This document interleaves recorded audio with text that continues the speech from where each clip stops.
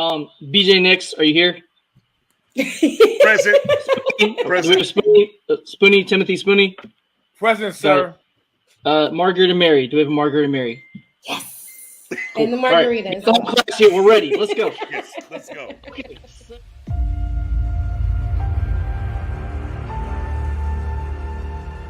the time to line up behind your team, to support your team. Have faith in that team. It's peaks and valleys. It can't always be good. And as I always tell people, you're never as good as you think you are, and you're never as bad as you think you are. But when we do know about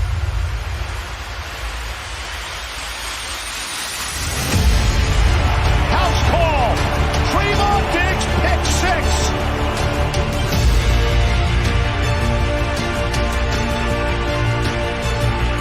It's coming. They see it. Knocked away. Oh, Gregory! Hurts in trouble. 3 Cowboys wrap him up, make it 4.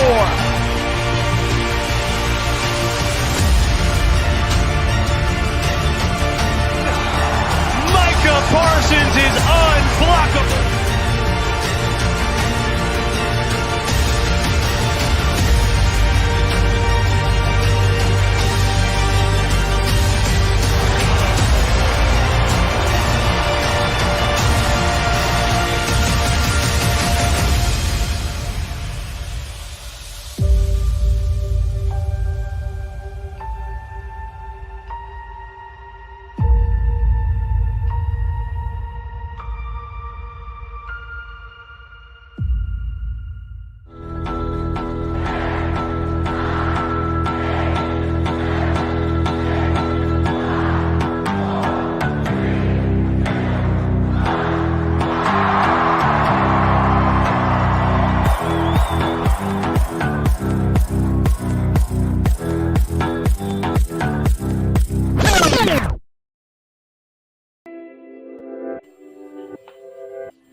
What's up, Cowboys Nation? Welcome to Pick 6 Sports. We are going to talk some Cowboys, Packers, Week 10 football. Got a bunch of news and notes and stories, that are kind of emerging. And it's an ongoing cycle right now on who may be joining the team, who the Cowboys may be interested in. Certain players, GMs, executives, coaches, and even betting outlets are kind of chiming in on that too. So we're going to talk about that a little bit. Going to start out with Mary. Miss Mary, Star Game Beauty. How is your evening going? How's your week going so far? It's good. Still busy, but I wanted to make sure I was here tonight, and I'm excited to talk about this second half of the season and the next game. Good. Spoonie, I know you're feeling a little bit under the weather. How are you feeling?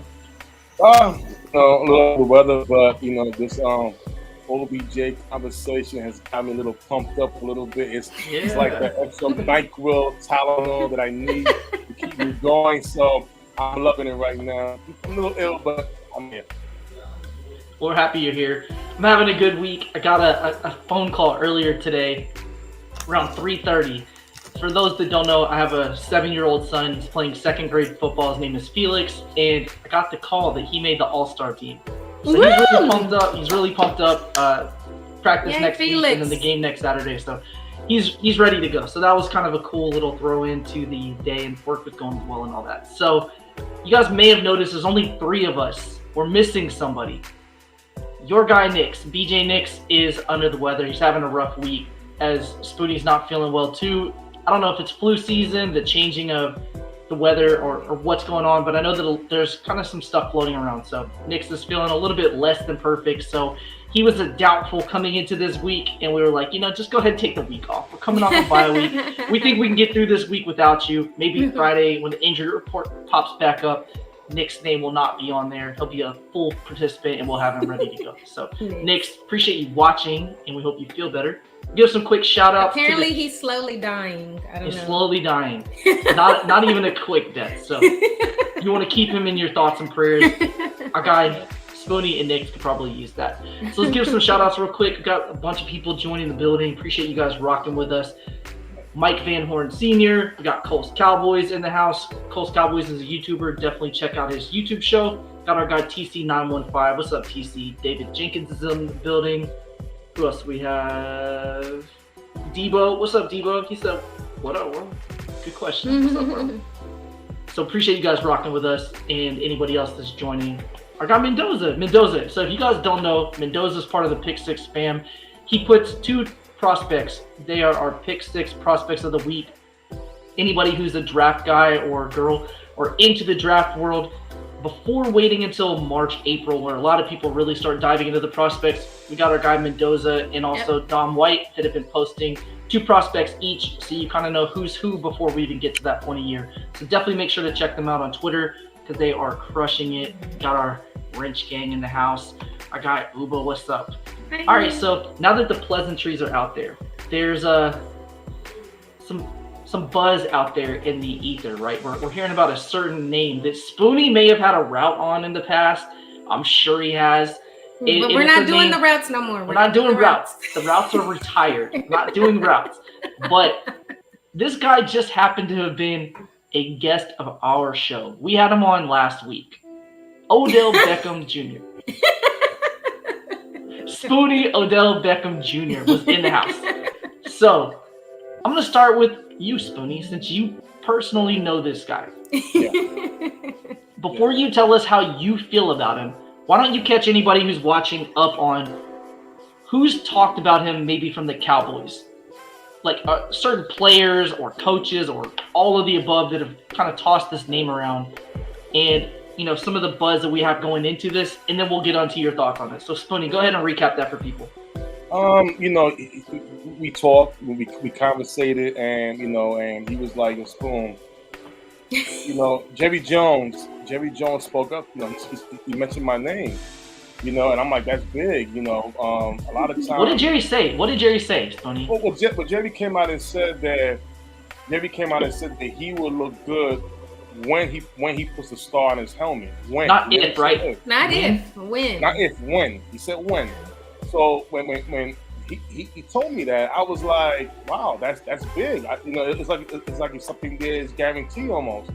And then after that, we see Michael Parsons with the tweet, you know, the recruitment, and then we see today Ezekiel Elliott, you know, and he's excited about this. He's excited, and he personally loved your tweet, Professor O, when you try to break down the difference between playing in Kansas City versus Dallas. He loved that. It was pretty much check marks on one side for the Cowboys, and for the Chiefs, I mean, 1 and 2. I mean, it's paradise to come in. So, you know, he's excited about it.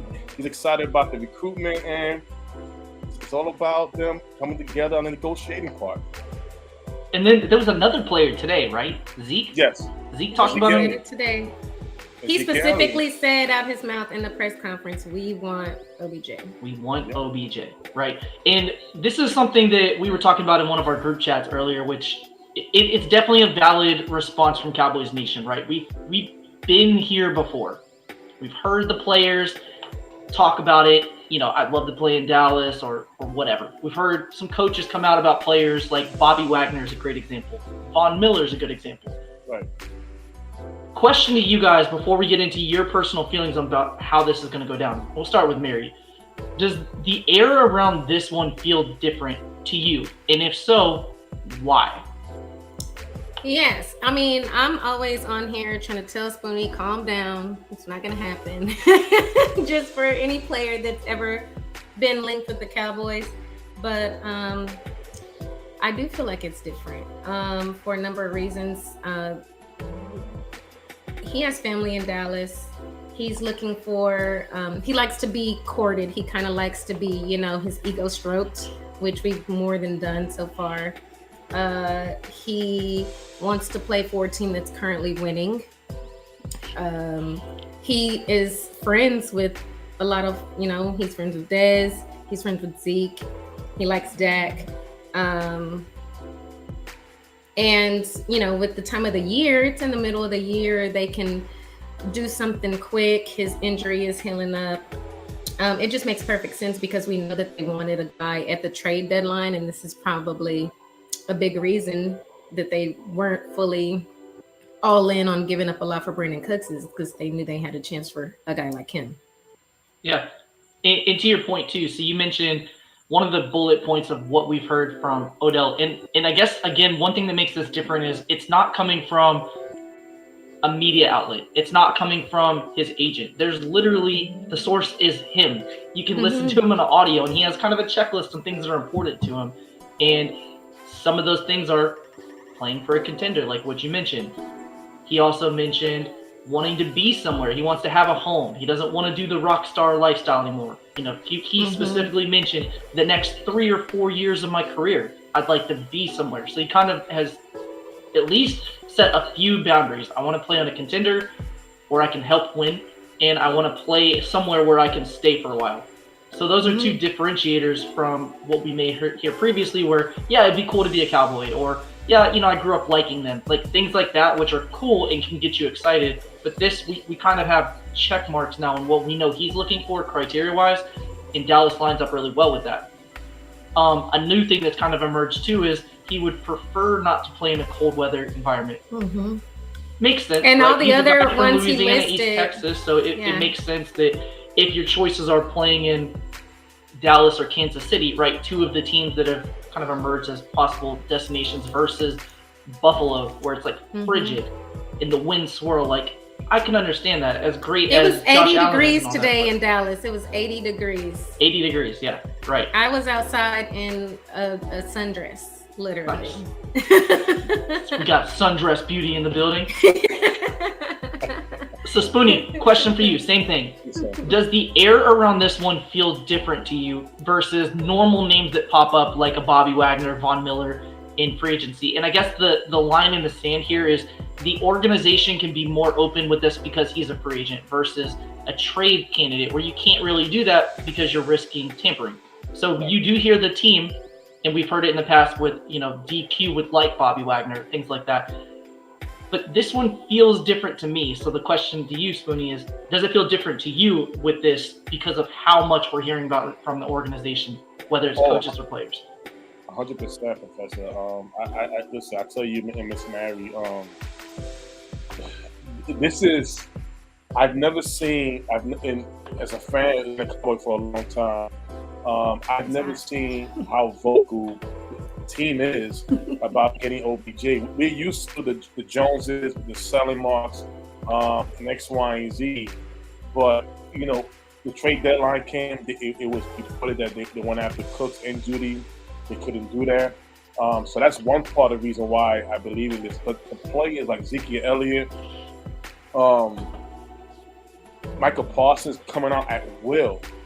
And meanwhile, Zeke has been in the team a good minute already. And we've never heard him, go out and say, we want this player, we want that player. Even with the rumors that this guy's rumored with Dallas. And even Mike McCarthy, he's always understood what to say, what not to say to the media. And he came out and said, listen, I love to be seen with Cope here, but OBJ, I appreciate him. It felt a little bit more than just giving the guy props. It felt like he's here already. He's just not announced yet.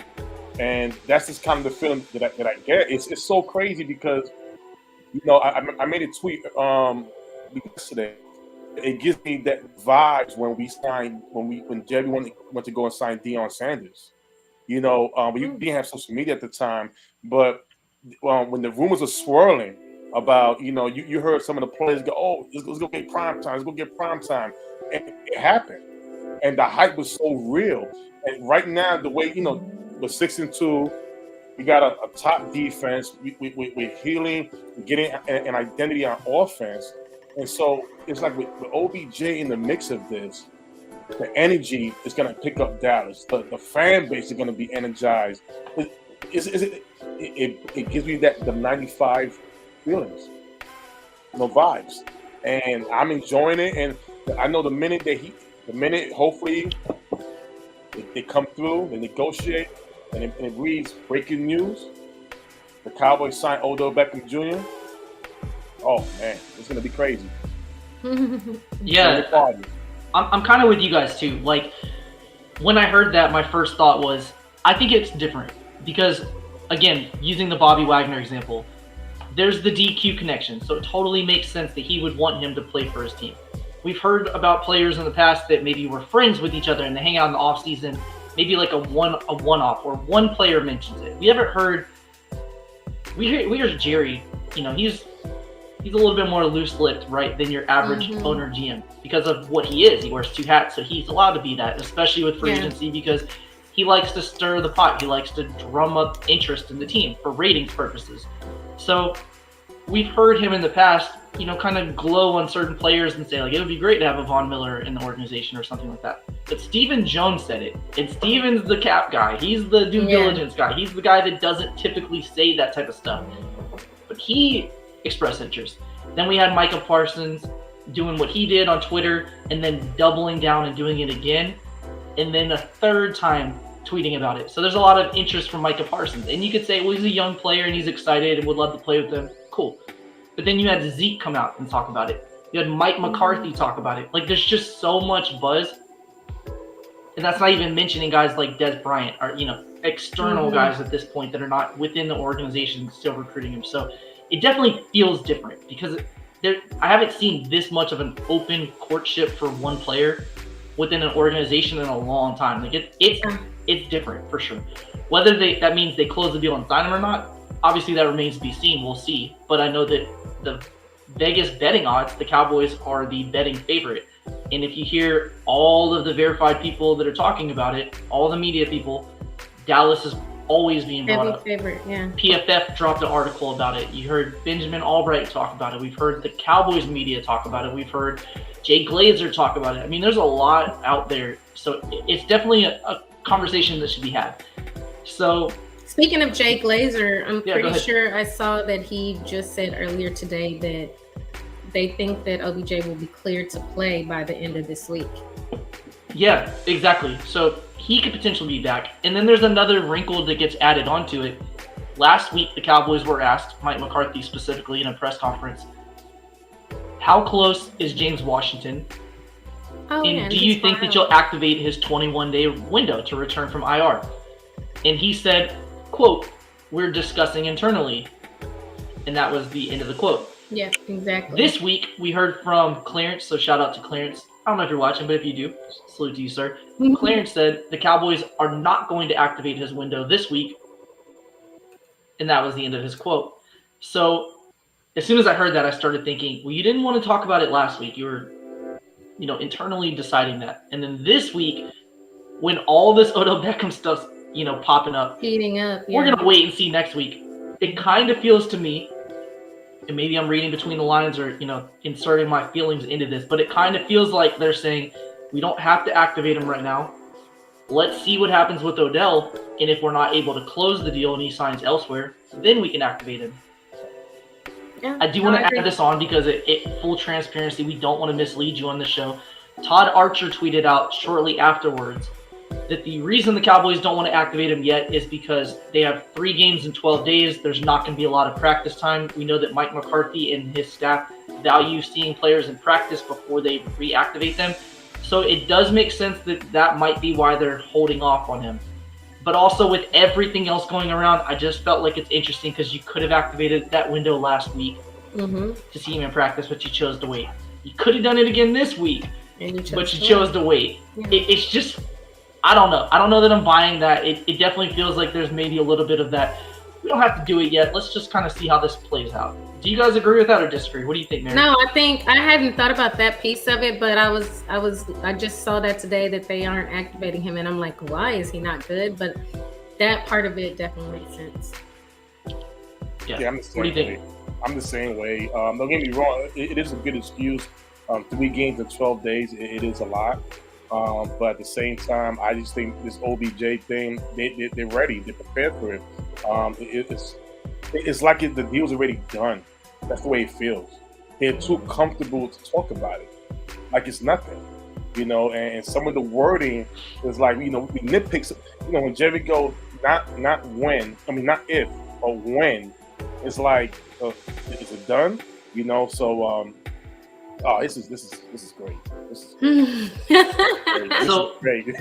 Before we move off this topic, I thought this was a great question. Shout out to Robert Roberts. Mm-hmm. He's Pick 6 fan. He's active in the chat, and he's joined us on a couple Freestyle Friday shows. So definitely want to make sure we put some attention to this question. And I think it's valid. For the people that maybe are not too excited about Odell Beckham, I don't think all of it is, thoughts of how he used to be when he was a Giants player, maybe some animosity. I think it is a valid question to say, if we go after somebody like that and we commit a relatively large sum of money, let's just say it's 8 to 12 million a year, whatever it falls in that range. Do you think the Cowboys would then deviate from what's worked for them this year, which has been running the ball, getting the quarterbacks under center more than what we've seen in the past years, doing some more of that 12 and 22 package and even some 13 package? Now we're seeing all 3 tight ends on the field. I can definitely understand some apprehension from the fan base saying we kind of have a recipe, and Kellen and Mike McCarthy seem to be on the same page, and the offense is, not explosive in terms of scoring on a week-to-week basis aside from the Chicago game, but it seems to be working for us. So do you guys think that adding Odell Beckham would change the game plan to the extent that maybe this would not be a benefit, but it would actually be a downgrade to what we've done offensively? We'll start with you, Spoonie. For me, I don't think, and I do understand it. You don't want to break up what was working for us these couple of games, but at the same time, you don't want to be one-dimensional as well. You want to give multiple looks when it's needed. You want to show multiple looks when you do run into a team who's basically stopping that run, and then you have to go to the pass. And what Odell brings to the table, he gives you experience, he gives you depth. The very thing that we had last season with Amari Cooper, CeeDee Lamb, and Michael Gallup, we're getting that back if it is CeeDee Lamb, Michael Gallup, and Odell Beckham Jr. As I said like a couple of weeks ago, we never replaced Amari Cooper. We replaced Cedric Wilson with Noah Brown. We never had that third guy. And at the same time, with Michael Gallup or CeeDee Lamb, if one of them was to go down, and we already seen how it is with one of them only playing, it'd be very difficult. And again, we on our way to the playoffs, okay? And you have teams that they're balanced, they're very multiple. Look at the 49ers with CMC over there. They can beat you with the run or with the pass. If you look at the Philadelphia Eagles, you want to be able to be a team that can do what they do and keep up step for step. Because once you get into that zone where you can't score and be up above, it's a wrap. It's done. And sometimes you're gonna have to abandon the run if you fall behind a little bit. You're gonna have to abandon that run and go to the pass. So again, it's a great question. I don't think they're going to get away from it. But I don't think also they're going to go explosive like that. I think it's going to be more balanced. What about you, Mary? What do you think? Yeah, no, I agree with a lot of everything that Spoonie said. I was having a conversation with somebody earlier today where he was saying, we don't need them because we just run the ball, and if we just want to rental anyway, and James Washington might be coming back and all this other stuff. And I said a lot of the same things. James Washington hasn't been activated for his 21-day window. You got guys, what if CD gets injured? What if Gallup gets injured again? He got injured late in the year. Again, he missed some time early on, then he came back, he missed more time later. What if that happens? Then what? I don't think Noah Brown, right? Foot injury. He had foot issues in camp, and he's banged up right now. So. Yeah, he's banged up right now. So I feel like a lot of times we're too worried about what might happen in the future. Like, oh, what about next year? And, what about our full game plan? Like, well, our game plan needs to be, in my opinion, to have as many weapons as possible. Period. Like, why wouldn't you? I mean, Zeke is banged up right now. His knee's banged up. And obviously Pollard has been good, great in that first role, but just in general, those things affect our game plan, and the less playmakers we have on the field affects our game plan. Always try to have as many as possible, especially at a time right now when guys like Aaron Rodgers are struggling and probably not gonna make the playoffs. Guys that have been our kryptonite. He's been our kryptonite. San Francisco, they're creeping up. They've been our kryptonite. The Eagles, they added more help. They didn't think, are we going to have too many weapons? It's going to get us away from our game plan. No, when they need to run it and they're running it successfully, they can do that. But he can also, AJ Brown is back there, or Smith is back there. And it's like, I think we're the only fans that worry about, oh, we don't need him. Why would you say that? Why wouldn't you want to get better if you can get better? If I'm at 100%, if I can be 150, why wouldn't I want to do that? Exactly. That's a great point. And I think, too, one thing that gets lost in that mix, too, is when we're talking about what Odell Beckham could potentially add to the Cowboys' offensive attack, it's easy to think, well, he's a wide receiver. He's going to help in the pass game, right? He's going to give you another weapon, another guy that's able to, he's Michael Thomas is like the slant god, right? But Odell Beckham was the slant god before Michael Thomas was the slant god. Odell Beckham's the guy that can run a shallow crossing route and take it 40 or 50 yards. And obviously, he's not the same player now as he was 5 years ago. But that's life. I'm not the same dude now that I was 5 years ago, but I still think I'm pretty decent. It's one of those things like, you grow and develop and your body changes and injuries pile up and things like that, but you still have a threat about what he can do. So when he's on the field, let's say you go with 12 personnel, right? So you have one back, two tight ends, two wide receivers. You have CeeDee Lamb on one side.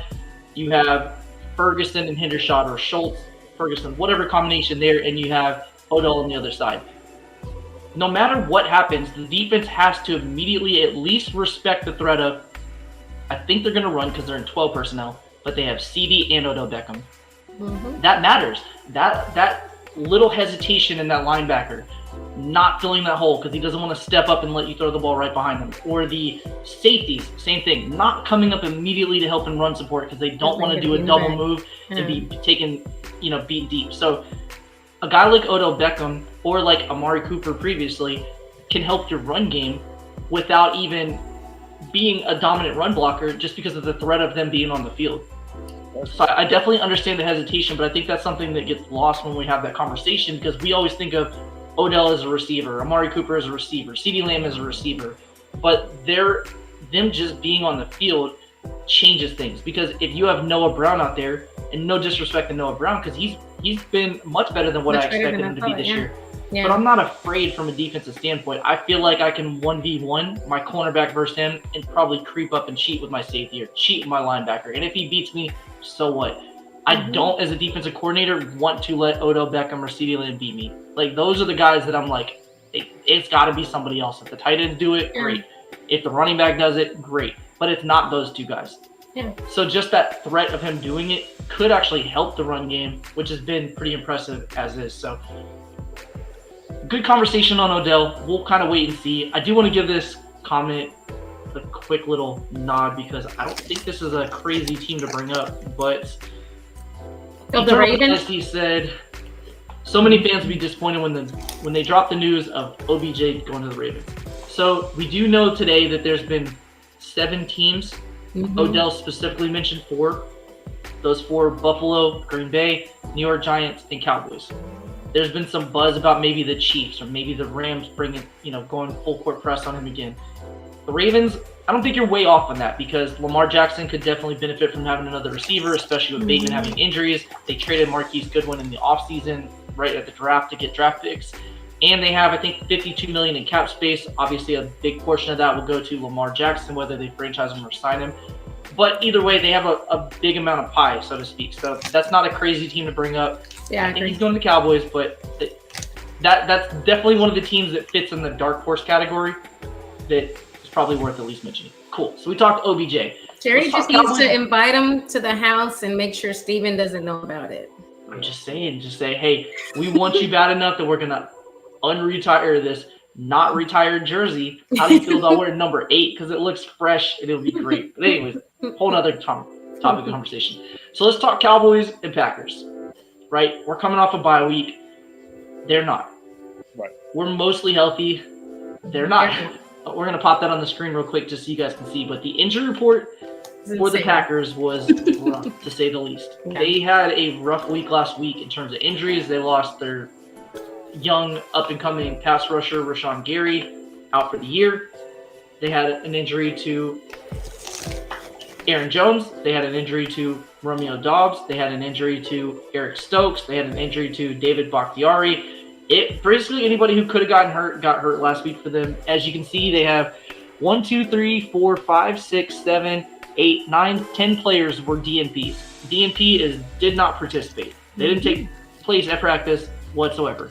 Then they had another 1, 2, 3, 4, 5, 6 guys that were limited, which means They did participate in practice, but only at a limited capacity. Typically, those are your guys that are working on with the trainers on the side, doing courts, things like that. So if you see limited on an activity report, they took very little participation in practice. You can kind of throw in an estimation of maybe 25% or less of the reps or possible practice they participated in. So the 16 players total that either did not practice at all or were limited working on the side with the courts. So some of the more notable names there is Romeo Dobbs. He is a rookie, having a pretty decent year. He's been one of the Packers' best receivers this year. He has a high ankle sprain and is going to miss 4 to 6 weeks, so he's out. Aaron Jones was in a boot. He actually tested, the x-rays showed that they were negative, so there's a chance he could play this week, but it's not looking good for him so far. David Bakhtiari, he's played right tackle, left tackle for the Packers. He's been there a long time. He was banged up last year. He's been banged up most of this year. He's fought through it and tried to play, but they've had a tough go at it. And then you look at the injury report for the Cowboys, and you see one DNP. That was Anthony Barr, still dealing with the hamstring injury. We know hamstring injuries linger. Maybe tomorrow he participates. Maybe he's out another week. It's just one of those things with the hamstring. You never really know. And then you had a couple limiteds, which were Noah Brown and Zeke, and also Donovan Wilson. But everybody else was a full participant. So that's Micah Parsons, Malik Hooker, Kevontae Turpin, Dalton Schultz, Dorrance Armstrong. So you have a lot of names on there that are big contributors that look like they're going to be good to go this week. So looking at that injury report, Mary, how does it make you feel? Oh yeah, I mean, I saw it earlier and I was like, oh wow. So even before I knew about that many injuries with the Packers, I was already feeling really good about the game. I just think that they're down bad right now. In general, I think their morale is bad. They're talking about people retiring or people getting fired. And then to see all those injuries on top of all of that, I think Vegas has us as like 5.5-point favorites going into Lambeau. On the road, yeah. Yeah, that's crazy. I mean, you have Aaron Rodgers saying, I think we need to simplify the offense. And then when he was pushed, he said, it just needs to be simpler. Then they asked the head coach, and he said, I don't know what that means. That's kind of the state of the Packers right now. You have a coach that has won 13 games 3 years in a row. Or 12 games, whatever it was. He's done really good to start his career out. Yeah. This is the first time in his career that things are ugly. And now he's been punched in the mouth and maybe a little bit of blood starting to drip. And he has to look himself in the mirror and be like, well, what do I do now? Like, how do we fix this? Mm-hmm. Everything was great before. You hear, if you played sports at any level, doesn't matter if it was Little League, baseball, soccer, football, whatever sport you played, there's this tried and true expression that you learn more about yourself when you lose than you do when you win. Because when you win, it's easy. Everything's great. Unicorn and rainbows. You're feeling good. Super Bowl, championship, trophy, medal, whatever. Life's great.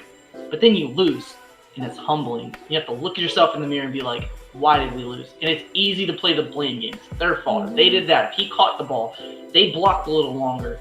If the quarterback hit me in stride, like you hear, those things start to pop up. And the more you lose, the more they pop up. And that's definitely what we're seeing with the Packers right now. Mm-hmm. This is an organization, maybe not in their lifetime, but right now, this is an organization that's won a lot of games, and now they are struggling to deal with the losing. The adversity is hitting them hard.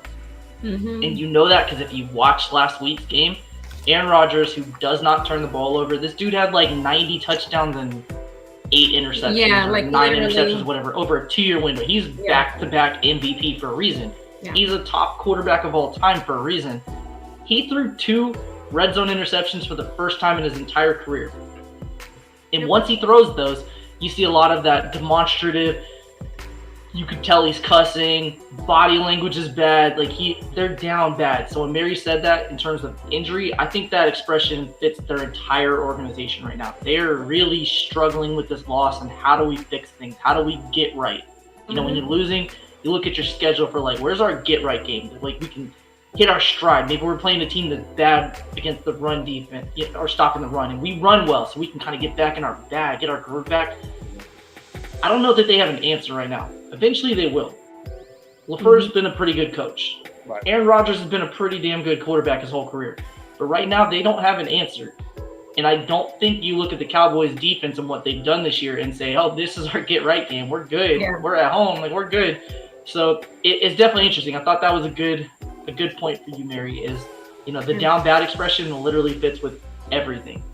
So Spoonie, what do you think too when you watch the Packers team, whether it's been a single game or pieces of games, like when you watch them, is there anything that's kind of jumping out at you that's different from this year than years past? Like, is it Aaron Rodgers is just not the same quarterback? Is it the offensive line can't protect for him? Is it just the receivers can't beat people one-on-one and maybe the loss of Devontae Adams is stronger than what they thought it would be?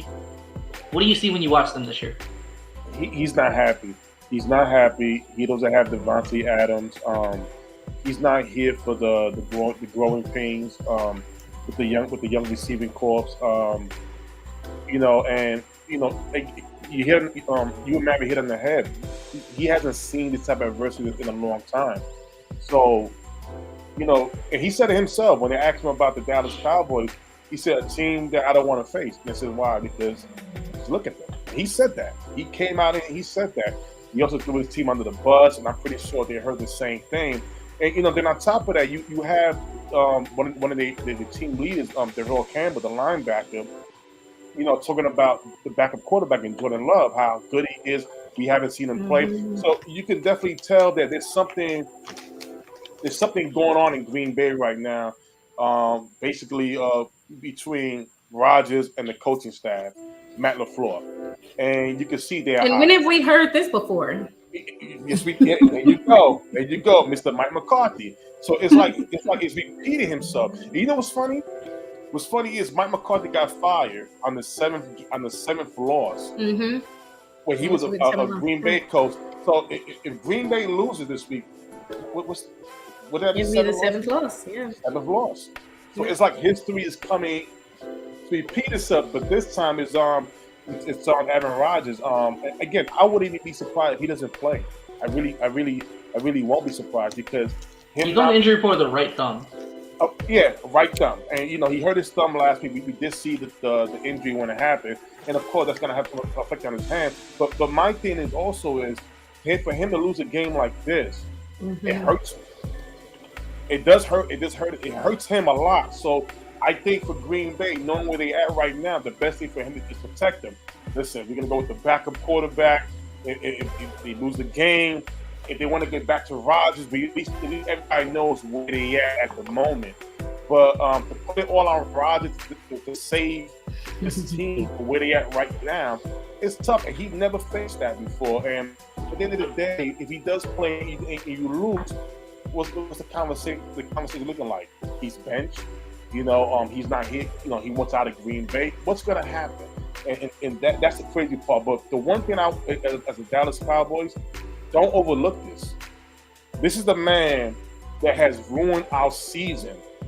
Okay? He's been that boogeyman, the Michael Myers, the Freddy Krueger, that more sequels keep coming along. We got to end that shit Sunday. Put it away. Like BJ Nix, if he was here where he says, if he was here, he would say, close that effing casket, seal it shut, put a lock on it, throw it in the river, make sure he doesn't come back. And you have to do that. So right now in Green Bay's tough time. Dallas, this could be a great momentum shift along with the OBJ conversation that we love and we want moving forward. Yeah, it's just weird because this is a team that obviously the wide receivers are struggling right now. Like, they're not beating people one-on-one. They're not getting those explosive plays that you usually see where Rodgers runs around, buys time, and just chunks it, and somebody catches it in double coverage for like a touchdown. The things we usually see are just not happening right now. And I think that we've seen that as Cowboys fans. Like, we saw that in 2018. We saw that. We saw that where teams early in the year were like, we don't respect your receivers. We're not afraid of them.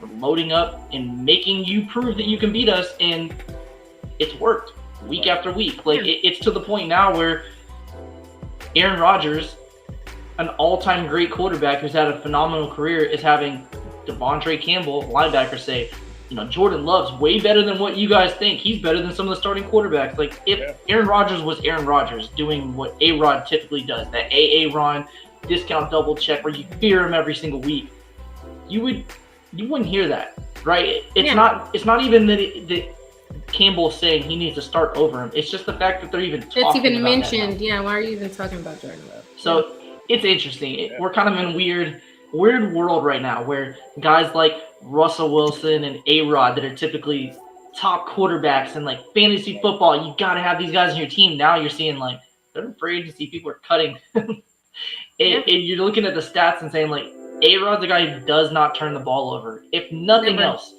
Yeah. And he has a lot of other else's. He doesn't turn the ball over. And this year he is turning the ball over. So it's been a weird year for them. I wanted to ask you guys too. So you brought up him being the boogeyman, Spoony. And shout out to our guy, Jordan Tucker, J-Tuck. Check him out on YouTube, CFO Sports. So he had a video where he was talking about, he used the, we're fresh off of Halloween, we're early November. He used the Michael Myers reference. So for those that haven't seen the movie, I'm not going to spoil it for you. But there's a certain scene at the end of the movie where they parade him around town. I'm not going to tell you what happens after that or before that, but they have him tied to a car, parading him through town like, hey, we got him. It's done.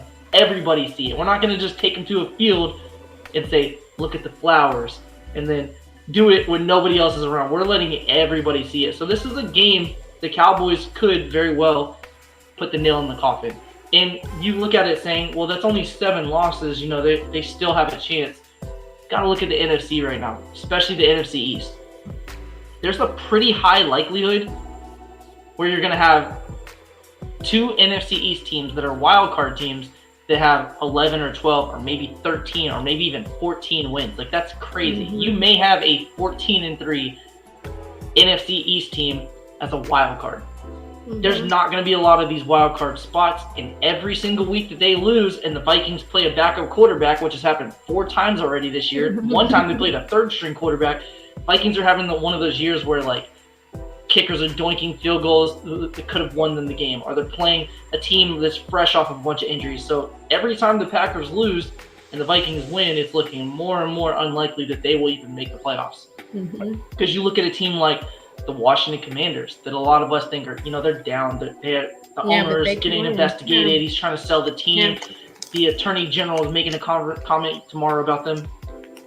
They have a better record than the Packers. The Falcons have a better record than the Packers. Think about that. The Falcons, the Carolina Panthers have a better record than the Packers. So they can't afford to keep dropping games. They eventually have to suddenly change things. And if they're going to make the playoff, they're probably looking at needing 9 out of 10, 8 out of 9, whatever it might be, something like that to like get back in the playoff picture. And with what they have injury-wise and how they've performed so far, it's looking more and more unlikely. And as you get behind, you start to press, right? We've seen that with pretty much every quarterback in the league. You get down too early, you start making riskier throws because you're like, I have to thread the needle now or never. I got to make this throw. And when you start making mistakes like that, it just compiles and things start to compound, and it gets worse and worse and worse as you do that. So I think the Packers are kind of in that position, and this is probably going to be the week when people talk about this being a trap game. I don't think the Cowboys look at it like that. I think the Cowboys still very much so respect what the Packers have done, and I think this being Mike McCarthy's chance to win a game against all 32 teams. The Packers are the only team he hasn't beaten in his head coaching career. Steelers he beat in the Super Bowl, but not in the regular season. But that would be a great feather on the cap. It would also be career win 150 for him, which would move him to 23rd place all time in regular season wins. He would pass Bill Cowher. So I think this is a big win for him, possibly. But I think also for the Cowboys standpoint, they're looking at it saying, this is a team that's backs against the wall. They're trapped in a corner. They're going to give us everything they have now, but that's also in our favor. Because we know that they're going to press, and I can jump that route. I know that they're going to try exotic things, and I can take advantage of it. I know that they're going to have to hold that ball to the very last second to try to buy time for the receivers, and I know I can get this sack. So it actually isn't necessarily a fear factor scenario for the Cowboys. It's actually something the Cowboys could take advantage of. Yep, but they also have to respect this team, too, saying this is their game. It's like still because if they're going to turn their season around, it has to be today. Not today, but Sunday. Or it's over. Agree. Yeah, with everything you said. Jaron Curse mentioned something about it too. Like, this is our coach, and we know he's playing his old team, and we want to show up for him. We want to make sure that we leave with a win. So they are thinking about this as it's still a challenge, even though, everything they see, everything we're talking about how they've been bad and they've got injuries. I feel like, they're still looking at it as, this is a team that could easily beat us. So we need to go in there and we need to be ready. Yeah. And what I love about I don't think the Cowboys with this Dallas Cowboys team, we have to work. We use the word trap game because they walk in fair. When you have the type of leadership that we have on this team, starting with D-Law, Michael Parsons, Diggs, you see him coming along as that vocal guy first, right? Malik Hooker and that defense. These guys push each other to the limits, okay? To the limits. And the thing is about it, they understand what they have to do. It's the same thing like yesterday with not to bring it back to the OBJ thing, but the recruitment when Michael Parsons recruited OBJ, and that KC fan came and said something, and Professor O said something. What did Michael Parsons say? He goes, How did the Super Bowl end last year? Oh, we had hunters. So when you see those type of comments, and Michael don't gotta say that, but he's telling you what we are, what we're gonna do. So that's why when the word trap game, and again, as fans, we haven't seen something like this in a long time. We haven't. So it's just fresh for us. So slowly, we're like, okay, I see the change. I understand X, Y, and Z. But this game's not a trap game. In my opinion, I take this game as a revenge game. Slowly, yes, we see Mike McCarthy in the press conference, and he was, smiling, a little emotional when they asked about the Packers, the people he missed over there. He responded, "You guys make me cry." But deep down inside, the article that was written about me, the things that were said about me over there, all those things, even coming to Dallas, I'm being on the hot seat for 2 years in a row. Sean Payton's coming, and now he sees, wait a minute. Oh, we on a roll right now. The season's turned around. The defense is playing lights out. I might have a shot at OBJ over here with this offense, X, Y, and Z. Oh, Mike is coming for revenge.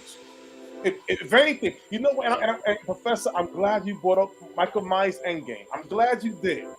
Because there was I don't want to spoil it, but there was also, I'm trying not to spoil it, but there was something in the movie where one power shift to somebody else, right? I go as far as that. I don't want to spoil it for anybody who didn't watch it. So I'm believing that power has now shifted to Mike McCarthy, and he's gonna take that power to Green Bay and end it. He's gonna say, I started this in here, I'm gonna finish it in here. I'm Dr. Frankenstein.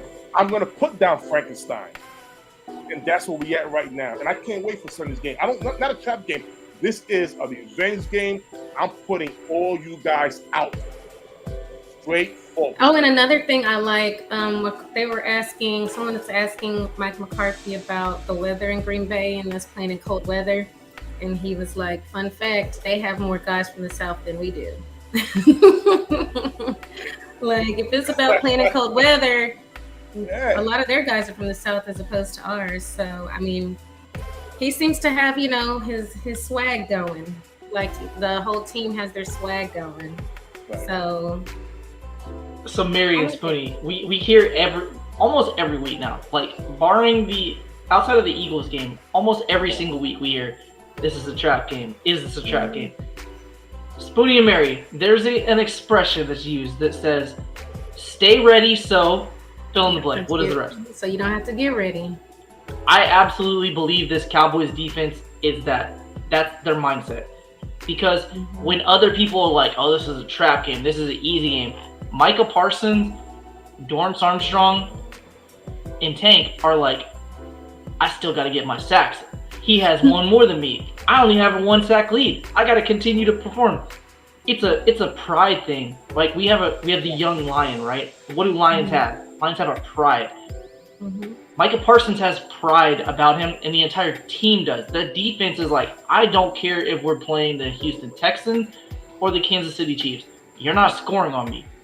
Because they had that streak where they only allowed 1 touchdown against them week after week. And then we played the Eagles and things changed. And since then, they're like, nah, we're cutting back on that. We're getting back in our groove. You're not scoring on us.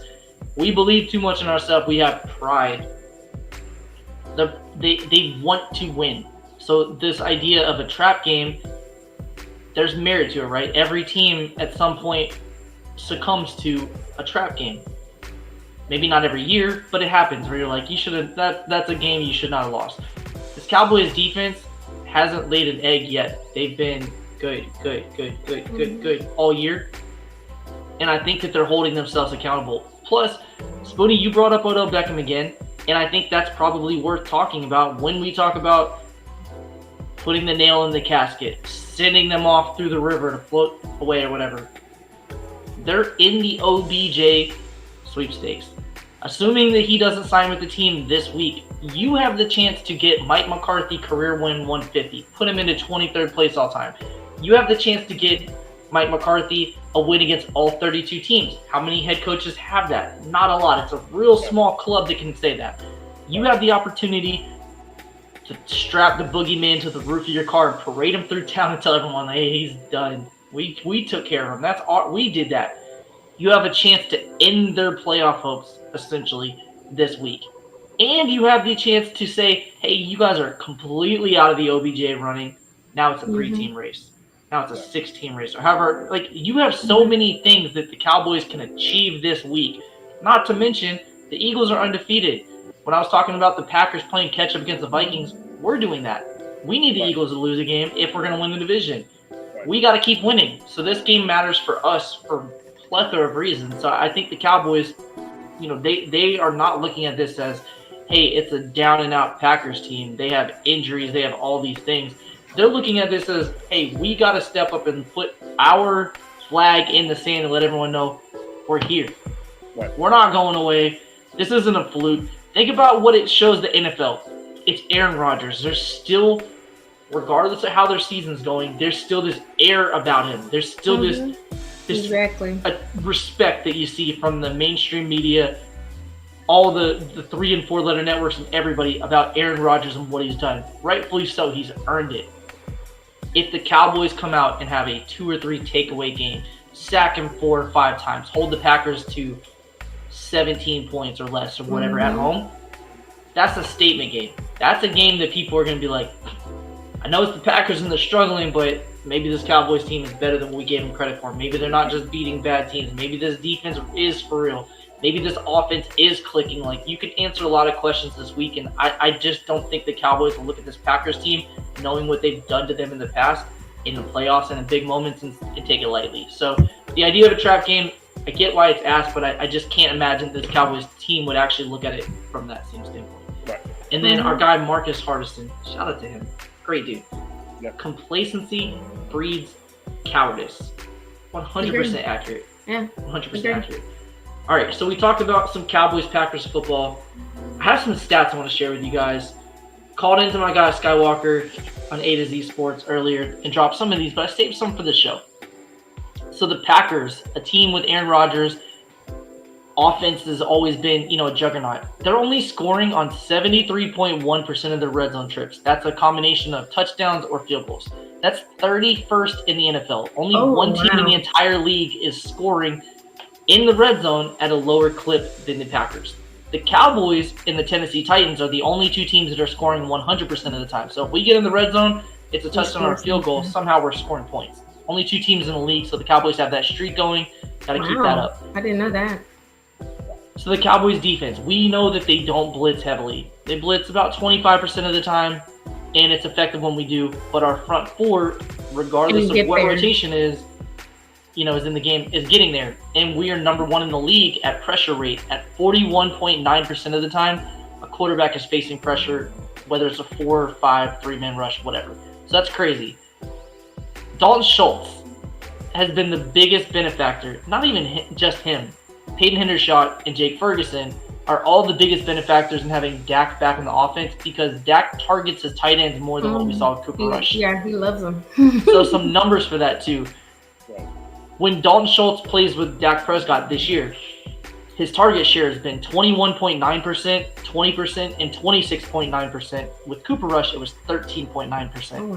What's even more interesting is when he's under center, Dak being under center, Dalton Schultz target rate goes up to 30.6% of the time. So when we're passing the ball and Dak's under center, almost a third of the time, Dalton Schultz is getting targeted. So that helps him, but also those same stats go to Jake Ferguson and Peyton Hendershot. We're seeing them getting, more production in the offense, which I think is making it more difficult for the defense, which is why you're seeing scoring increase for us. Passer ratings. This is really interesting. The Packers' passer rating against the blitz this year, and keep in mind, we're not a team that blitzes a ton, is 75.7 quarterback rating, which is 30th in the league. So they're scoring in the red zone 31st overall. And against the blitz, they're passing the ball 30th overall. So they're not doing well with that. And when Aaron Rodgers is throwing in a clean pocket, he's completing 70% of his throws. But when he's blitzed, that drops to 45.7% of his passes. So this is a week if I'm DQ, I'm looking at the offensive line, I'm looking at the receivers, and I'm saying, hey, I don't respect any of them. I don't fear them. Let's be more aggressive. Let's force more of those bad throws. Let's get after Aaron Rodgers and force some sacks. Like this week, you could definitely do that. We're also coming off of a bye week. Mike McCarthy as a head coach is 11-4 in the games following a bye week throughout his career. 11-4. He's 2-0 as a Cowboy head coach. So he's done pretty well after the bye week in his career. The Cowboys team, this is interesting too because I didn't realize this, but the Cowboys have the third most wins following the bye week since 1990. We're actually 24-10 following a bye week. So that's kind of crazy. And then we have a couple milestones to talk about. Zeke needs one touchdown this week or anytime this year. One passing reception or rushing touchdown to move to fifth in all-time Cowboys touchdown scoring, beating Jason Witten. So Zeke gets in the end zone this week. Just keep in mind he's now fifth all-time in Cowboys scoring history, which is pretty cool. That's awesome. And then CeeDee Lamb needs 5 catches to reach 200 receptions for his career. And if he does it, which this will be his 41st game, he'll be the fastest player in team history. So that conversation on is CeeDee Lamb a wide receiver 1, you can keep your own thoughts on if he is or not. But if he gets 5 receptions this week, which is fairly likely, he'll be the fastest receiver in team history. More than Bob Hayes, more than Drew Pearson, more than Des Bryant, more than Michael Irvin. In team history, 200 receptions as a Cowboy. So kind of crazy numbers. I thought some of those were, kind of fun and worth sharing. Yeah. So we're almost at the hour mark. Chat, here's what we're going to call on you guys. We're going to answer 3 questions in the chat. Then we're going to wrap it up with our score prediction and our player of the game bold prediction from that. So chat, if you guys have questions, go ahead and drop them now. We'll make sure to answer them. Kind of answered some as we went, but if you have anything you want us to talk about, we'll definitely do that. So while we're waiting on the chat, Mary, the vibe on this team so far, coming off of a bye week, I know that we're in second place in our division, but we're also in the power rankings consistently somewhere in the 3, 4, 5, 6 range overall. The league is taking notice of the Cowboys from a media standpoint. So how do you feel about the Cowboys' chances to win enough games to win the division? Do you think that that's still within reach for the Cowboys? Oh, yeah, I definitely do. Like we were talking about last week, we kind of mentioned it, like we were looking at the rest of the schedule and we were all trying to genuinely take emotion out of it and find something that we can. And we all kind of felt like we could win all the rest of these games. We really genuinely could based on who we have to play and the circumstances. So I definitely think it's possible. I mean, I don't think the Eagles are going to go undefeated for the rest of the season. I just don't see that happening. Maybe they have some trap games coming up. So I think it's definitely possible they lose at least 2 more. And then we go to whatever the tiebreakers are. But I definitely think it's possible for them to lose 2 more. Okay. So Spoonie, you got our first question. Thought you'd be the perfect person because I don't know if you were here, Cassie. Appreciate you rocking with us. Hope you're having a wonderful evening. Spoonie actually knows OBJ really well. So Spoonie, question for you. Are we about to sign Odell?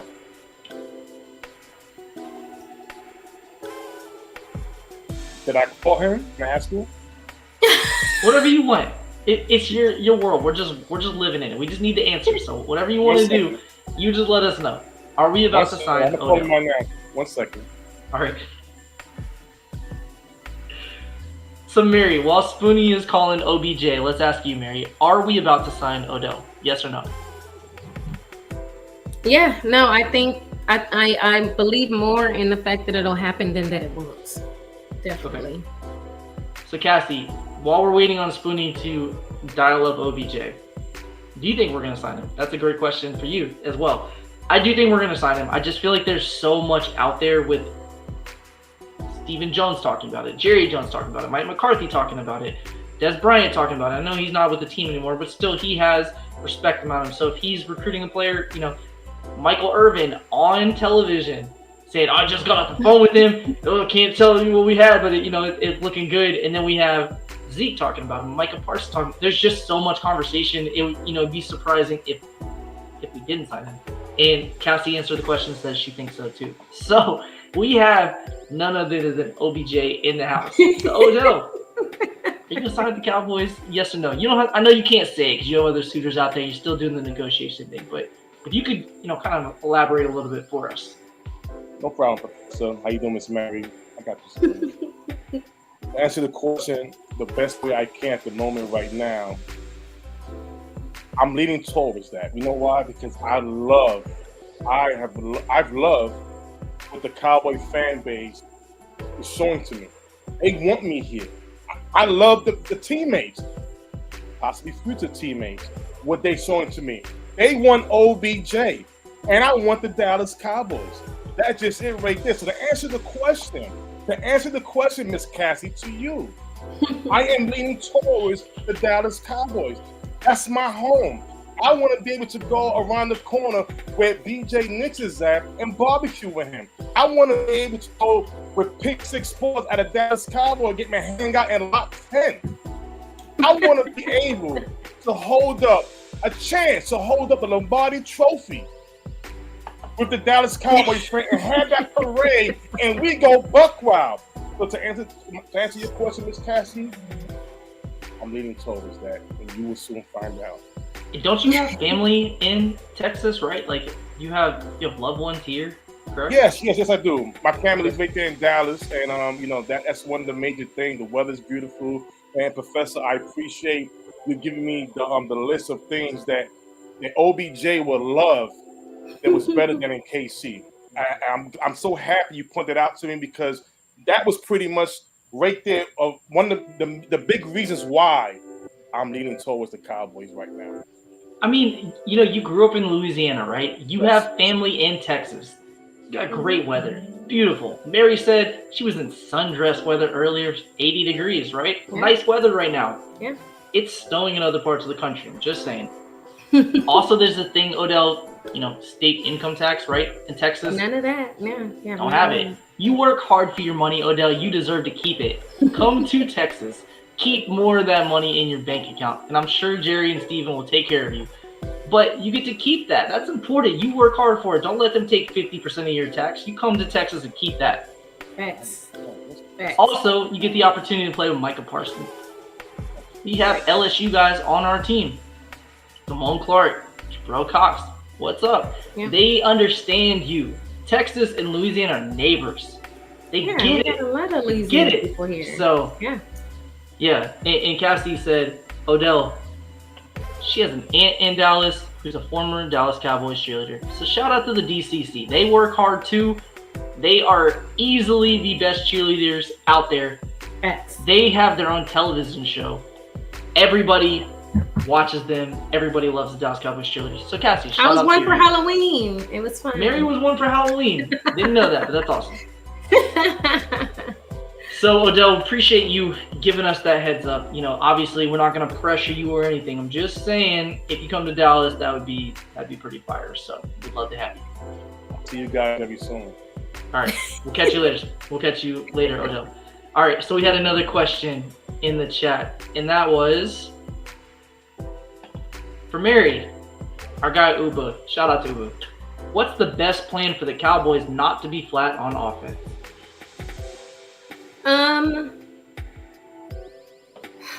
That's such a good question. I think it's mostly me personally, I hate when we come out with the real slow offense, like letting the clock run down before right before the play and immediately running up the middle, or I want to start off where, we do a hurry up offense, we catch them off guard.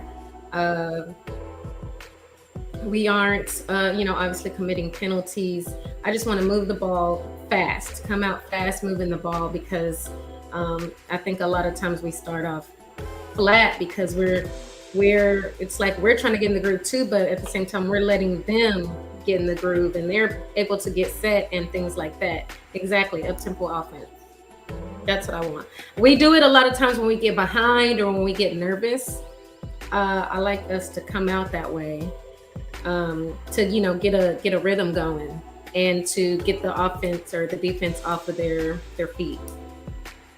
Okay, so Spoonie, first off, you're muted, Spoonie, just so you know, but you just missed Odell Beckham. Wish you were here with him, but appreciate you calling him up and getting him on first. But Odell stopped by, good chat, so make sure to run it back.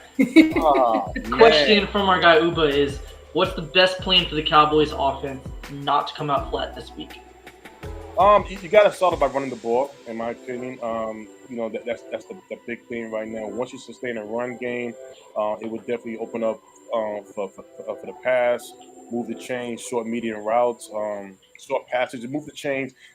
See what they're throwing at you, and you want to be able to score on that first drive. You want to be able to put their backs against the wall there while we got to respond.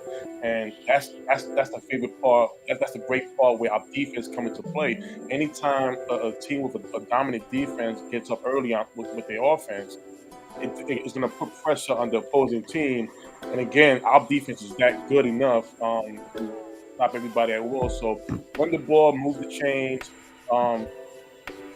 Let's score on that first drive. Set the tempo up. And there you go. Yeah. I like both of those answers. I think those are really good responses.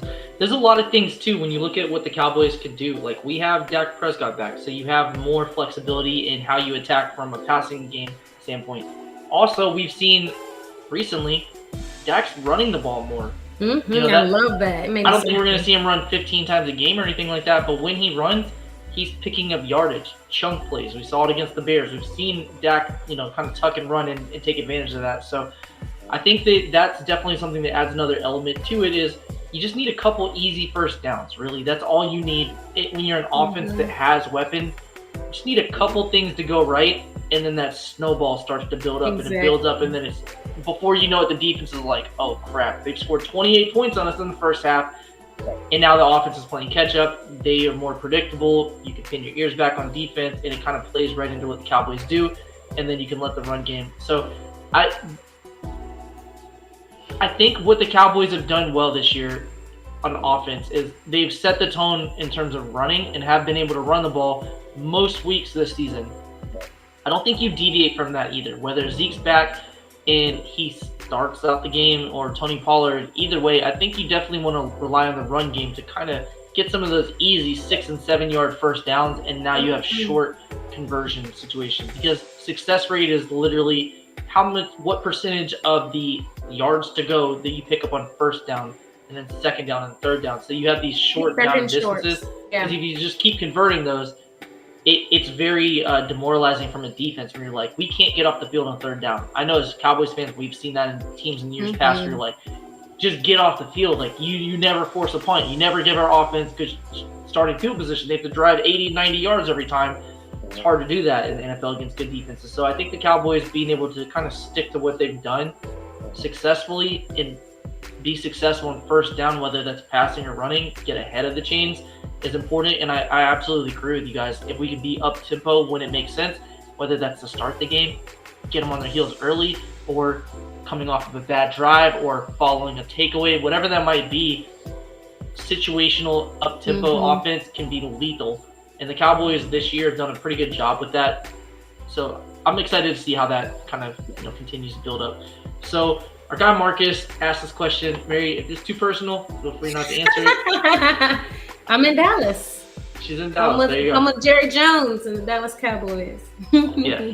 So before we move on, Cassie asked a great first question, so we will let her have the last question before we get into our score predictions and our player of the game / bold prediction. So, can our defense get to Rodgers?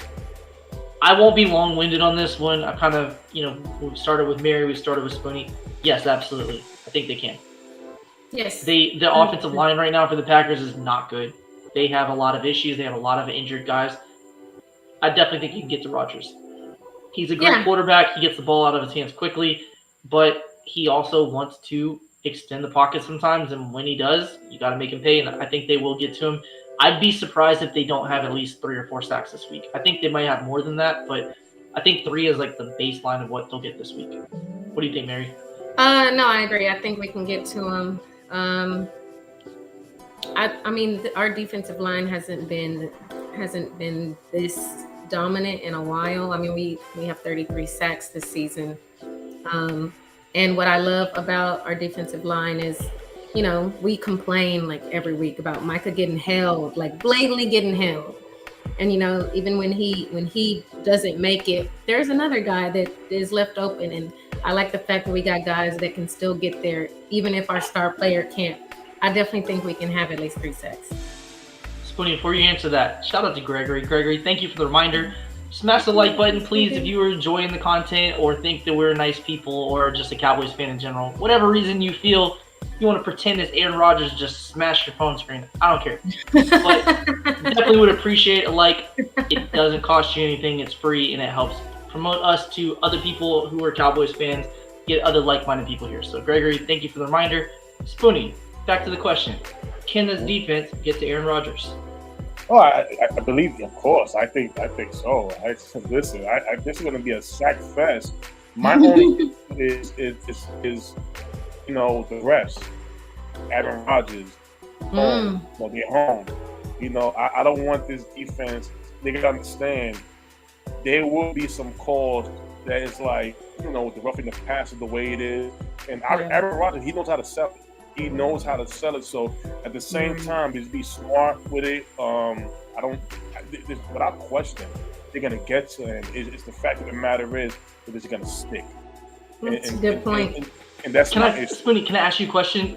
Great, really good point. Very interesting. I haven't heard anybody talk about that yet. Yeah. So Aaron Rodgers, Tom Brady, guys like that, they definitely get more calls and more benefit of the doubt. We saw it with Michael Jordan, right? You get treated differently when you're in that level. If you're Dan Quinn, or if you're Aiden and Dirty, do you tell guys like Sam Williams or Micah Parsons or anybody on the defensive line, do you kind of coach that up this week, or do you just tell them, hey, I don't care about the penalty, go get him? What would you do, knowing that he will get more calls than your average quarterback? Would you kind of tighten the leash a little bit on the aggressiveness and rushing the quarterback, or would you tell them, hey, if we get a penalty, so be it, make it count? Like, what would you do? Just kind of curious with that, because it's an interesting angle. I would keep it where they do what they do. At the same time, if it gets to the point where they're scoring points off of the penalties, to the position they're gonna with the 15-yard penalties, and it helps them be able to score points, that's when I will be like, listen, we got to tighten it up a little bit. We gotta change it up, because those are the things. And again, it's going to cost the whole league. How are you supposed to hit these guys? I remember Michael Parsons. He went through it, and he came out and said, "I don't care, regardless how these calls are made. I'm gonna continue to play the way I play." And you got to keep it like that. You have to. I just think if it affects the game at some time during the game, I think that's when you got to go to the side and go, listen, we got to do something a little different, because he's getting all the calls, and those calls are helping him score points. And that's my only fear for this game. Oh, no, I agree. I don't think you can. I don't think, guys like that, you want them in the moment. You want them to just, my focus is to get to him. And, in the game, like it's unfortunate if they, call it so much in his favor, but also at the same time, he's still getting hit. He's still hitting the ground. And ultimately, that's what we want to do. We want to show our dominance. We want him to feel our team. We want it to affect him mentally. And if he keeps getting frustrated that he's getting hit, or his back is starting to hurt, or he's just scared and he's just throwing the ball away, like things like that matter, will help in the game. Even if maybe we get 1 or 2 penalties, ultimately it's still messing with him mentally. It's messing with him physically too. Yeah, I think that's a good point. And I almost feel like this is the week you talk to the offense, not the defense. Because I like where Bruce is going with this. Send the house. And like you said, Marion, like you said, Spoon, no matter who you are, if you're a quarterback and you're getting hit, you are going to speed up your tempo. You're going to get frustrated. You're going to have that aggression or anger or frustration leak out at some point, whether it's on the field of play or on the sideline. You're going to get frustrated, like, I can't throw the ball without getting hit every single play. He will get some free first downs if they're that aggressive. That will happen. But from a strategic standpoint, you say, I'll give you a penalty here and there to force 30 rush throws or 10 rush throws or whatever that may be that gives Trayvon Diggs or Hooker or whoever that may be on the defense the opportunity to jump that. So I almost feel like if anything, you tell the defense, hey, you guys do you. Pin your ears back and go after him. You tell the offense, hey, our defense is going to be aggressive this week. We're going after number 12. We want him on his back. We may get some penalties. You guys got to be extra sound on offense because we can't have a 12 or 13 penalty game because our defense gets 5 and you guys get 7 or whatever. We need you guys to be fundamentally sound because we're going to unleash the hounds on Rodgers this week. And whatever happens defensively. We're just going to be super aggressive. So we need you guys not to get a lot of penalties. I feel like that might even be the conversation you have. So yeah, good question. I like that idea. Yeah. All right, cool. So we are an hour and 17 minutes in. Appreciate you guys rocking with us so far. You guys have been great. Thank you for the participation in the chat. We're going to ask you guys to join us with these questions too. We're going to start with our players of the game, and then we're going to end it with score prediction. No, we're going to do players of the game / we'll do that. We'll just go with players of the game and score, and then we'll do bold prediction for Friday. So, Mary, I'm going to start with you. Ladies first. You are the Star Game Beauty. You are the spicy Mary. You are a great piece of the show. So, we appreciate you being here. Mary, what is your score prediction for this week? Chat, let us know what you guys have too. 35-17. 35-17. So the Cowboys, I'm assuming, get 35 and they win in blowout fashion against the Packers in Lambeau. Yep. Love it. Cool. Spoonie, score prediction, sir. I got 30-10. 30-10. All right, so we got 35-17, 30-10. So we're scoring 30 or more points on them. Like it. Chat, let us know what you guys got. We'll pull it up on the screen before we move on to player of the game. So I've watched quite a few games of the Packers this week and last week, kind of prepping for this game. I just don't feel their offense. I just don't. Like, I would be surprised if they scored more than 20 points on us because they just haven't done a good job of scoring this year on anybody, and they are piling up the injuries on the offensive side of the ball. I think you guys are both pretty close, like 30-10, 35-17 feels right. So I'll just kind of split the difference and go 31-14. Feels good. We'll go with that. So some of the predictions we have in the chat is we got a blowout. Our guy Uber says 40 burger. Cowboys win 45-13. He's speaking Spoon's language. Back-to-back 40 burgers would be great. I would love that. Gregory, shout out to Gregory, says 31-13 Dallas. Cassie, I agree with Mary. Cowboys win 35-17. I'm not going to lie. All these score predictions, they're doing it for me. If any of these scores happen against the Packers this week, I'm on cloud 9. I would love to see that happen. Yeah. And then we got Bruce deviating just slightly. He's going 35-16 Cowboys. So I'm guessing the Packers get 3 field goals and a touchdown. Or they go for an extra point and we block it or go for 2 or something like that. But we got a 35-16 in the house. So appreciate the score predictions. Uba's saying, I want a 50 burger. Forget my 40 prediction I had. I want 50. Yeah, sounds good. Marcus Hardison, 27-13 Cowboys. And our guy Jack Meeker, 34-16. So he's pretty close to Bruce and Mary. So you guys are kind of all on the same wavelength there. Cool. All right, so Spodey, we're going to start with you this time. Player of the game. We're going to save our bold predictions for Friday. So player of the game. We already got a couple in the chat. We got Tony Pollard. This is another one I'll bring back in a second. But Spodey, who's your player of the game this week? Ooh, my player of the game is going to be DeMarcus Lawrence. I think he's going to come in here. They have a young tackle. I forgot his name, but he's that old line is something that they're going to pay so much attention to Michael Parsons that it's going to be D-Law on the other side, on that right side. And I think I can definitely see at least 3 sacks by him alone. 3 sacks. Wow. All right, Mary, who's your player of the game? So I wanted to say someone on defense, but you know what? I'm gonna go with Dak Prescott. He's getting back into his groove.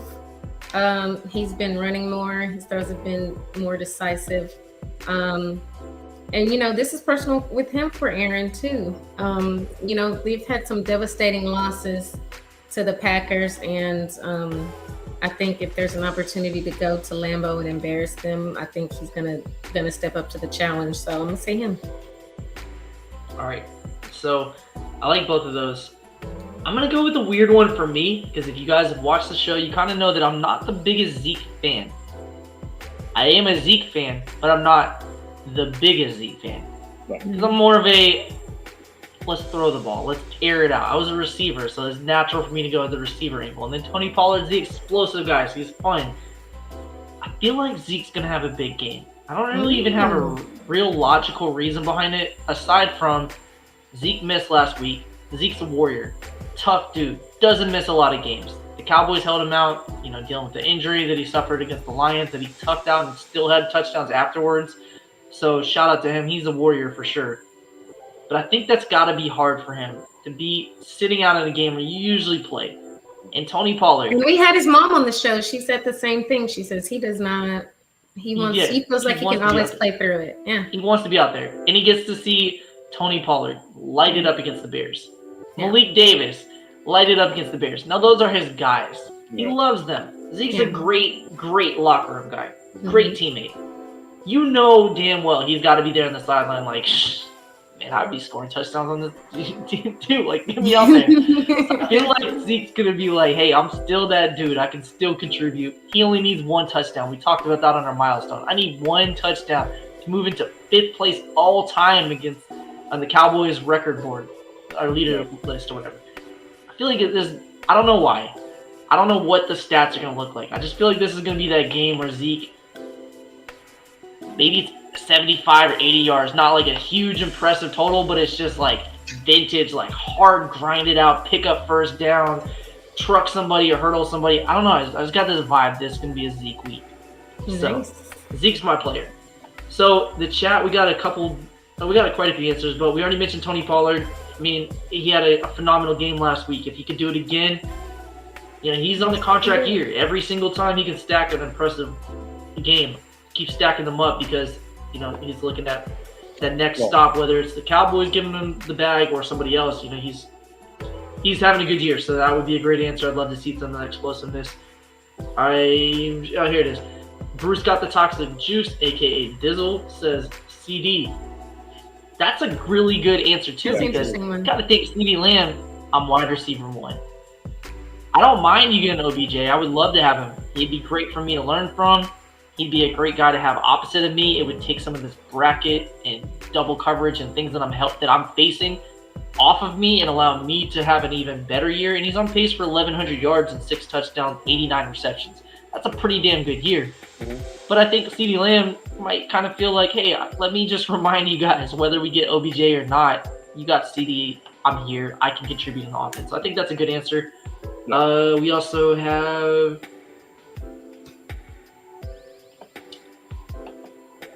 I think this is I think that's Deron Bland, but he's saying a pick and a fumble recovery. We got Micah Parsons, player of the game with 4 sacks. Keep in mind, Micah is no longer the sack leader because of a big game earlier this week. So I'm sure he would love to have a 4-sack game, and we, coming off a bye week. Jack Meeker said those 3 tight ends are going to feast, which I love. We're in a position now where it's like Jake Ferguson, Dalton Schultz, Hinderhide, whatever those 3 you like. We got 3 different guys that can attack, so I would love to see that. That would be great. Mendoza said Diggs. Diggs is that dude. Just Diggs. 1-word answer. I don't even need to tell you pick 6 or whatever because you already know. You already know what he's going to do. And then Bruce said, yeah, Zeke's had some of his best games against the Packers. And then Jack Meeker went back with the triple tight end. So definitely down with that. So Debo, good question. You think Zeke is going to play with a knee brace? I think he would because he didn't want to miss last week. And I think if there's any chance he can go, especially having 2 weeks to prepare for this game, and he did practice with a knee brace, I absolutely think Zeke will tough it out. And he played with a torn PCL last year. Yeah. Not torn this time, and he's had some rest in between it, which he didn't have last year. So I definitely think he will absolutely try his best to be out there, and I'd be surprised if he misses a second game, especially coming off of a bye week. But I mean, I know how a lot of fans feel of like, if a player is, is a little sore or whatever, then just let them sit. But also I feel like pretty much every player in the NFL at this time of year has something going on with their body. So it's like if the doctors are saying, I think he's good, and they're saying, I think I'm good, and the coach says, I think I'm good, then, unless you see otherwise, once the game starts or in practice, then you play through it. Right. Exactly. Haley94 said Dak's going off. He agrees with me. Yep. You're on the same page, Mary. So we are just about to be at the hour-and-a-half mark. Nix is out sick. He's we're resting our starter. Maybe he'll be back Friday to help us out. So just want to remind you, we've got 2 more shows coming up this week. We have our midday mass show, which is going to be with Jay Massey and Camber. They're going to go live sometime tomorrow or Friday. I think they're going Friday afternoon, but I'm not exactly sure. So be on the lookout for that. And then we have our Freestyle Friday show. We have a cool guest joining us. You guys have never seen this guest on this show, so I'm excited to have them join. And I'm specifically being vague because I want to leave it a little bit of a surprise. You'll see Friday. We'll start putting it on Twitter. You can check out who's joining us. But really cool guest. Excited to have them on board. I think it'll give you, just a different perspective from what you guys get all the time. Not that we don't give you good content, but it's nice to have, change it up a little bit. So we have a cool guest joining us this Friday, and hopefully Nix will be back in the house. We'll also drop our bold prediction then. So to send us off, Mary, your Twitter handle is there, @StarGangBeauty. She's a lawyer. If you need legal help, I'm not telling you to DM her for legal help, but I'm just telling you she's a lawyer. So if you're looking for somebody who's educated and smart and understands what's going on in the world, we have our girl, Mary Ella, in the building. So Mary, let people know where they can find you, and appreciate you rocking with us. We'll get Spoonie, and then we will get this out of here. Yeah, it's StarGangBeauty on Twitter, in the Pick 6 Sports group on Facebook, and here every Wednesday, or mostly every Wednesday, unless I have to work. I'm here with you guys. Yeah, just so you guys know, if Mary's not here, you can go ahead and assume she's working on a big case. A lot of times, like last season, Mary was doing double duty. She was working with a client in China, Japan. Yeah. With a client in Japan. Completely different time window as us, right? Like it's daytime when it's nighttime here. So she was working the night shift to try to make things work for a big deal that she was working on. So Mary is a grinder and warrior. So shout out to you, Mary. She is the lioness of our shows. Mary, I want you to know we appreciate you. Spoonie, thanks, guys. Where can they find you at? Yeah, you can find me on Twitter at Spoonie881. I'm always at the Pick 6 Sports on Facebook, and you can find me here every Wednesday, Pick 6 Sports. We go live every 9:30 Eastern, and you can also find me Friday on the Freestyle Friday, and occasionally I will join BJ Nix for the space. Twitter space. Appreciate that. My Twitter handle is right there. You can find me on Twitter at ProfessorO_NFL. You can find me here every Wednesday and Friday night. Looking forward to our Friday night show. It's our Freestyle Friday show. If you haven't joined us, we put a link in the chat. You can either call in and just do audio, or you can have your video on like we do. ask us a question or just hang out with us the whole show and be a part of the panel. We're going to have a special guest on, like I mentioned. Also, we'll have a new article dropping probably Friday afternoon or Saturday morning, but it will be on cowboyswire.usatoday.com. It's going to be the advanced stat notebook where we talk about some of the numbers I mentioned earlier, but at a greater depth with some more insight added on to the Cowboys versus Packers week. So be on the lookout for that. Appreciate you guys rocking up with us. We are 5 seconds away from an hour and a half, so we're going to wrap it up. Have a great week. We'll see you Friday. Bye. Dominate, celebrate. Let's go.